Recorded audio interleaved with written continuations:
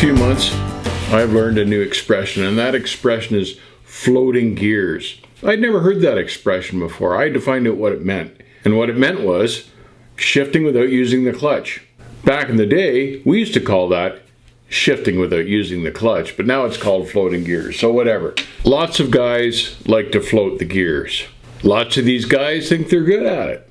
Lots of these guys that think they're good at it truly aren't. And those are the guys that are one of the biggest reasons that we now have automatic transmissions in the trucks. These automatic transmissions are selling to the big fleets like hotcakes. Eaton Fuller, the manufacturer of the majority of heavy truck transmissions here in North America, recommends double clutching on every shift in their standard transmissions.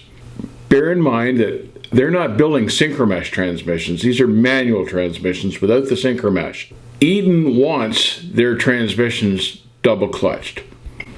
There's a reason for that, and they should know, because these are the guys that built and designed these transmissions. Simply put, it's just the easiest thing to do for the driveline. When you push in the clutch the first time, it separates the transmission from the torque of the engine. When you engage the clutch the second time, it engages the input shaft with the engine again, and then easing the mesh of road speed and RPM to the engine and the transmission and to the driveline. It's the easiest possible treatment your driveline can take. Easier on the driveline than if you float the gears. Why wouldn't you do it? Because it can prevent damage to the driveline otherwise. Now, I don't know about you, but anything that saves me money in maintenance costs and downtime costs is a good thing. So I'm all in for that. Now, I'm not saying that I haven't floated gears from time to time, or that I don't now in my own truck. I do, I have to admit it, but perhaps it's something I should get away from too. The big carriers track everything, and they track the maintenance costs of all their trucks individually, truck by truck. They want to know which ones are costing them money, and they want to know why. They also track their drivers to see who's costing them the most as a driver and who's making the money. And why shouldn't they? While carriers like to maintain and keep their good drivers, they're not in such a big rush to keep guys that are damaging the equipment. And I can certainly understand that point.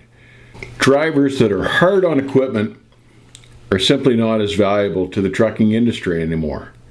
And it's not always just the new guys, the older guys that think they're smooth when really they're not. And sometimes these guys are just naturally hard on equipment because sometimes they just don't care, or sometimes they just don't shift as smoothly as they think they do when they're not using the clutch. This is the type of thing that bothers me, because in trucking I never made enough money to get to the point where I felt I could afford to abuse the equipment and break stuff. The downtime mattered to me and the repair costs mattered to me. And I'm sure it matters to the big carriers. Let me be clear here. I'm not saying that there aren't guys out there that can't float the gears smoothly up and down and never miss a shift. There are guys that can do that, but I'm not talking to them. I'm talking to the guys that think they're smooth, and sometimes they miss a gear and they catch it, and that's an awful lot of guys out there, myself included. So if you could help save the driveline by using the clutch every time, why wouldn't you do it? If you're an owner-operator, you can do what you want. It's your truck. But if you're a company guy and you want to stay in good with the company, why not use the clutch every time? They'll respect you for it. They can probably track whether you do it or not, and it may put you in good standing with the company, particularly if it's a company you plan on staying with, or you need their recommendation for another driving job later on in your career.